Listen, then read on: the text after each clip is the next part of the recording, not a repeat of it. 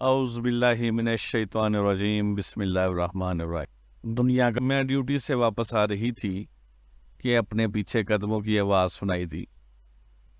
میں نے توجہ نہ دی، لیکن جب قدموں کی چاپ مسلسل آتی رہی تو سمجھ گئی کہ کوئی ہے جو میرے پیچھے کچھ فاصلے سے چلا رہا ہے۔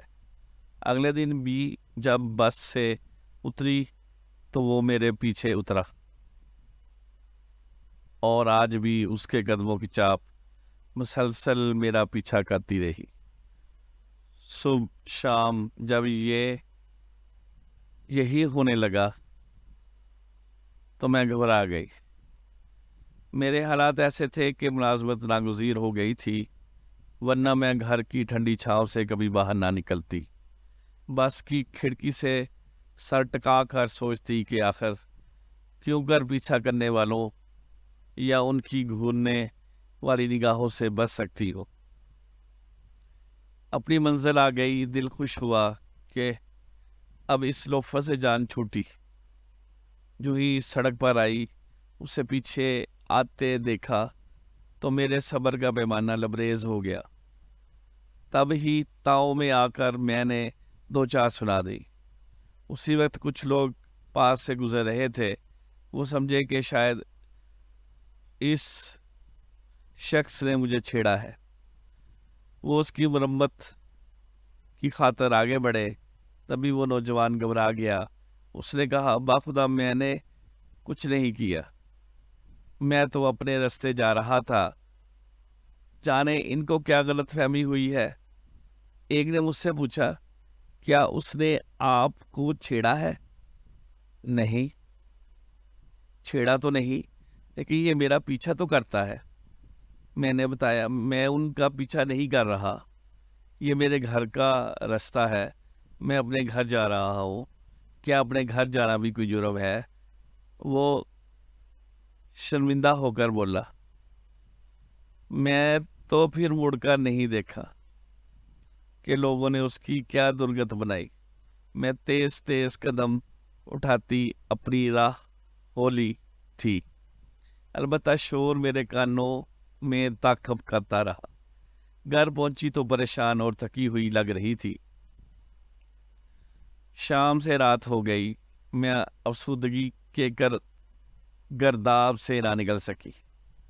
اگلے دن ڈیوٹی پر جانے کے لیے بس سٹاپ پر آئی تو وہ پھر ملا، لیکن آج اس کے چہرے کی چمک بالکل ماند تھی۔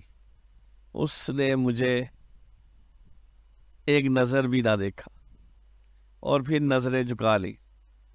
میں سمجھ گئی کہ وہ واقعی ہمارے قرب و جوار میں رہتا ہے، اور میں نے غلط فہمی میں یہ سمجھ لیا کہ وہ میرے تعاقب میں آتا ہے۔ اصل میں یہی بات صحیح تھی کہ وہ اپنے گھر جا رہا ہوتا تھا۔ اصل میں یہی بات صحیح تھی۔ اس وقت اس کے چہرے پر جو تاثرات تھے، میں انہیں کوئی نام نہیں دے سکی۔ میں خود کو مجرم سمجھ رہی تھی۔ اس کی تصویر میری آنکھوں میں رہ گئی۔ اس کی آنکھوں میں شکوہ تھا، بے بسی تھی، لیکن نفرت نہیں تھی۔ فیکٹری آ کر میں ڈیوٹی صحیح طرح سے انجام نہ دے سکی، اور ہزار کوشش کے باوجود اسے ذہن سے نہ نکال سکی۔ اگرچہ اس کے لیے میں کوئی نرم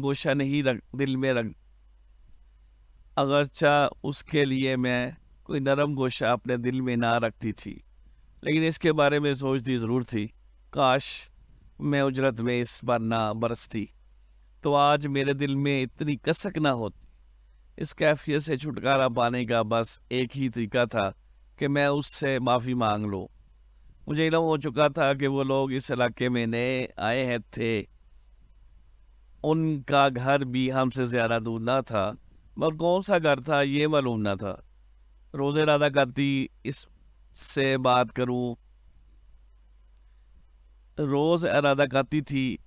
سے بات کروں گی، مگر نہ کر پاتی۔ سٹاپ پر کافی رش ہوتا تھا، سوال جواب تو درکنار، اس کی طرف دیکھنا بھی مشکل ہو جاتا تھا۔ 2 ماہ گزر گئے، رفتہ رفتہ اس سے بات کرنے کی خواہش شدت اختیار کر گئی۔ میرے دل کا سکون اور راتوں کی نیند برباد ہو گئی، لیکن میں اس سے بات کرنے اور معافی مانگنے کی جرت نہ کر سکی۔ وہ روز ہی بس اسٹاپ پر نظر آ جاتا تھا، پھر اسے کیسے فراموش کر سکتی تھی؟ ایک روز جب شدید گرمی تھی اور بس اسٹاپ پر رش کم تھا، اکا دکا لوگ تھے، وہ بھی وہاں موسم کی شدت سے بے نیاز پسینے میں شرابور کھڑا تھا، اچانک آندھی چلی اور مٹی بھری ہوا سے میری آنکھیں بند ہو گئی۔ تبھی میرے ہاتھ سے کچھ کاغذات نکل کر سڑک پر اڑنے لگے۔ وہ بے اختیار ان کو پکڑنے کو دوڑا۔ اسے اس بات کی بھی پرواہ نہ تھی کہ سامنے سے بس آ رہی ہے۔ کاغذ پکڑ کر وہ ہانپتا ہوا واپس آیا، میرے سامنے کر دیے۔ میں حیرت سے اسے تکنے لگی۔ اس کے خشک لبوں نے ایک بار جنبش کی، لیکن کوئی آواز نہ نکلی۔ میں منتظر ہی رہی کہ وہ کوئی سوال کرے تو میں جواب دوں۔ تبھی بس آ گئی۔ مجھے آج بس کا جلد آنا کھل رہا تھا۔ ہم بس میں چڑھے، جگہ نہ تھی، صرف 2 نشستوں والی ایک سیٹ خالی تھی۔ میں نشست پر بیٹھ گئی، لیکن وہ کھڑا رہا۔ تب میں نے کہا، آپ بھی بیٹھ جائیے، یہاں جگہ خالی ہے۔ اس کی حیرت دیدنی تھی، جیسے میں نے انہونی بات کہہ دی ہو۔ تاہم وہ میرے برابر والی سیٹ پر بیٹھ گیا۔ بس مسافروں سے کھچا کھچ بھری ہوئی تھی۔ کسی کی پرواہ کیے بغیر اس نے مجھ سے سوال کیا، آپ کا نام کیا ہے؟ مجھے احساس ہوا کہ سب لوگ ہماری طرف متوجہ ہو چکے ہیں۔ تب ہی دل کی آواز کا گلا گھونٹ کر میں نے منافقت اختیار کر لی اور برا مان کر کہا، میرا نام جو بھی ہے، اس سے آپ کو کیا؟ آپ کس لیے پوچھ رہے ہیں؟ میں آپ کی عزت کرتا ہوں، اس لیے آپ کا نام جاننا چاہتا ہوں۔ اپنے کام سے کام رکھیے، میں نے ذرا بلند آواز میں کہا، تو لوگ ہماری طرف دیکھنے لگے۔ تب ہی اس کا رنگ اڑ گیا۔ احساس شرمندگی سے اس کے ماتھے پر نمی آ گئی، اور کچھ ہی دیر میں یہ نمی اس کی آنکھوں سے آنسو بن کر ٹپک پڑی۔ اسی وقت بس رکی اور وہ اتر گیا۔ میرا جی چاہا میں اس کے ساتھ ہی اتر جاؤں، اس کا بازو تھام کر معافی مانگ لوں، لیکن لوگوں کے خوف سے ایسا نہ کر سکی۔ راستہ کٹنا مشکل ہو گیا، دل پر منو بوجھ پڑ گیا، سانس بھی لینا دشوار ہوا، لیکن لوگوں کے خوف سے ایسا نہ کر سکی۔ ان دنوں میں کوئی ایک لمحہ بھی ایسا نہ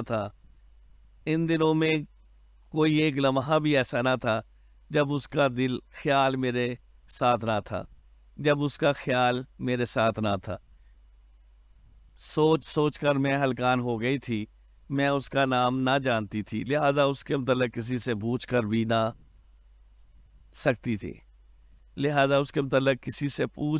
سکتی تھی۔ کسی سے پوچھتی بھی تو کیا؟ ایک اجنبی کے لیے میرا برا حال ہو گیا۔ وہ اجنبی اور اس کا قرب مجھے پہلے برا لگا، اور اب اس کی غیر حاضری بھی مجھے بہت بری طرح کھل رہی تھی۔ ایک روز میں دفتر جانے کے لیے بس میں سوار ہوئی، سیٹ پر بیٹھی ہوئی تھی کہ وہ مجھے نظر آ گیا، اپنے دوستوں کے ساتھ۔ دل اسے دیکھ کر جی اٹھا، زور سے اسے پکار کر اپنی طرف بلانا چاہا تو لوگوں کا سمندر بیچ میں آ گیا۔ دوست باتیں کر رہے تھے، وہ چپ تھا۔ اس کی ہونٹوں پر مہر لگی ہوئی تھی، بے دلی سے ادھر ادھر دیکھ رہا تھا، جیسے ان کی باتوں سے کوئی دلچسپی نہ ہو۔ تبھی جو ہی اس کی نظر مجھ پر پڑی، وہ الٹے قدموں بس سے اتر گیا۔ اتنے دن سے جن کا انتظار تھا وہ مجھے دیکھتے ہی پلٹ گیا تھا۔ اچانک میرے ذہن نے سوچا، کیوں نہ ان لڑکوں سے ہی اس کے بارے میں پوچھوں۔ تبھی میں نے ان میں سے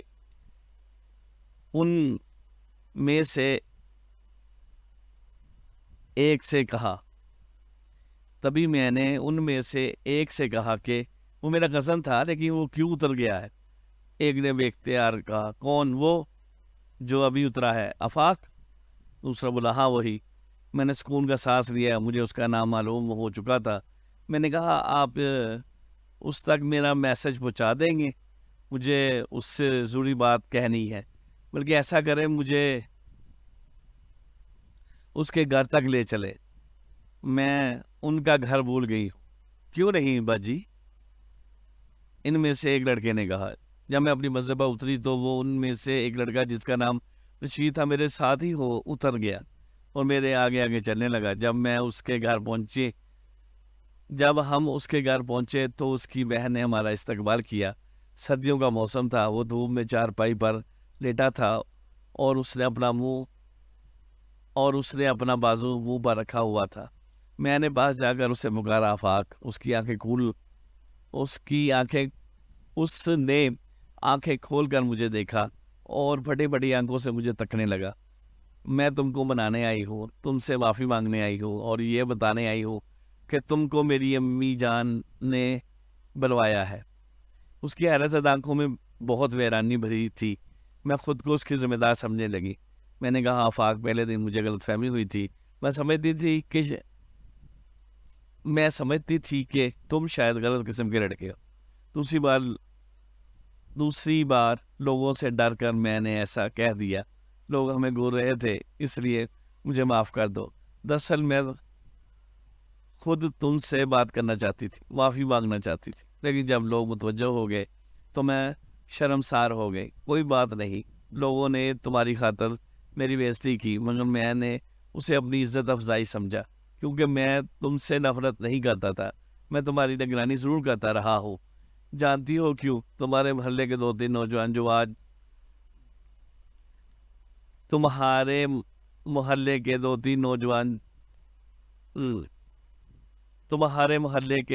نوجوان جو آوارہ مزاج ہیں اور جانتے ہیں کہ تم ایک بیوہ ماں کی بیٹی ہو، مجبوراً گھر سے نکلتی ہو، وہ تمہیں نقصان پہنچانا چاہتے ہیں، کیونکہ تمہارا کوئی بھائی بھی نہیں ہے کہ جس کا ان کو خوف ہوتا۔ ایک روز وہ محلے کی چوک میں کھڑے تمہیں ستانے اور تمہارا پیچھا کرنے کا پلان بنا رہے تھے۔ میں نے ان کی باتیں سنی تو ان کو ٹوکا۔ وہ خاموش ہو گئے، کیونکہ وہ جانتے ہیں کہ میرے والد صاحب پولیس میں ہیں، تاہم وہ باز نہیں آ سکتے تھے۔ ان میں سے ایک ہر روز باری باری تمہارا پیچھا کرتا تھا۔ میں نے بھی اسی بس میں جان بوجھ کر سوار ہو جاتا تھا جس میں تم کو جانا ہوتا تھا۔ یہ بس بالکل میرے دفتر کے سامنے رکتی ہے، لہٰذا میں بائک پر جانے کی بجائے بس پر جانے لگا، صرف تمہاری خاطر۔ تم نے ہی لوگوں کے سامنے میری اہانت کرائی، مگر تم بھی سچی۔ اس وقت اس کے چہرے پر جو تاثرات تھے، میں انہیں کوئی نام نہیں دے سکی۔ میں خود کو مجرم سمجھ رہی تھی۔ اس کی تصویر میری آنکھوں میں رہ گئی۔ اس کی آنکھوں میں شکوہ تھا، بے بسی تھی، لیکن نفرت نہیں تھی۔ فیکٹری آ کر میں ڈیوٹی صحیح طرح سے انجام نہ دے سکی اور ہزار کوشش کے باوجود اسے ذہن سے نہ نکال سکی، اگرچہ اس کے لیے میں کوئی نرم گوشہ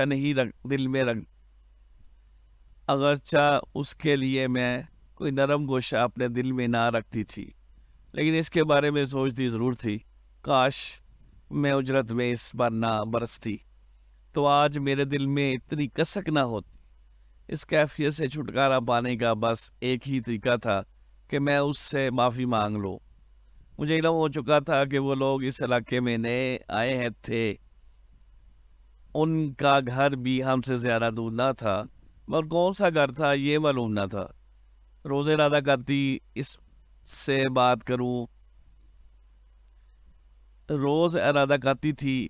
اس سے بات کروں گی، مگر نہ کر پاتی۔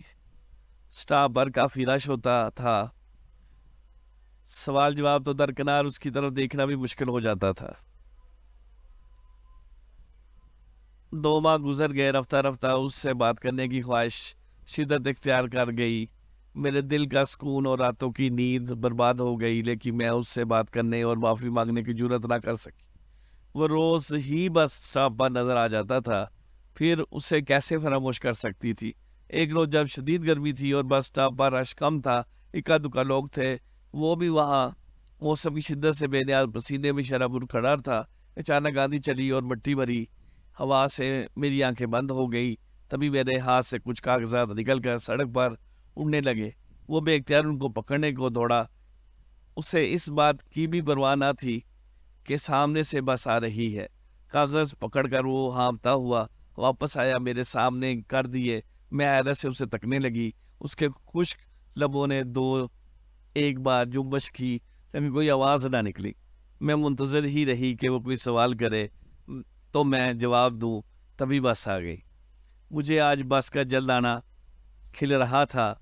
ہم بس میں چڑھے، جگہ نہ تھی، صرف 2 نشستوں والی ایک سیٹ خالی تھی۔ میں نشست پر بیٹھ گئی، لیکن وہ کھڑا رہا۔ تب میں نے کہا، آپ بھی بیٹھ جائیے، یہاں جگہ خالی ہے۔ اس کی حیرت اتنی تھی جیسے میں نے انہونی بات کہہ دی ہو۔ تاہم وہ میرے برابر والی سیٹ پر بیٹھ گیا۔ بس مسافروں سے کھچا کھچ بھری ہوئی تھی۔ کسی کی پرواہ کیے بغیر اس نے مجھ سے سوال کیا، آپ کا نام کیا ہے؟ مجھے احساس ہوا کہ سب لوگ ہماری طرف متوجہ ہو چکے ہیں۔ تب ہی دل کی آواز کا گلا گھونٹ کر میں نے منافقت اختیار کر لی اور برا مان کر کہا،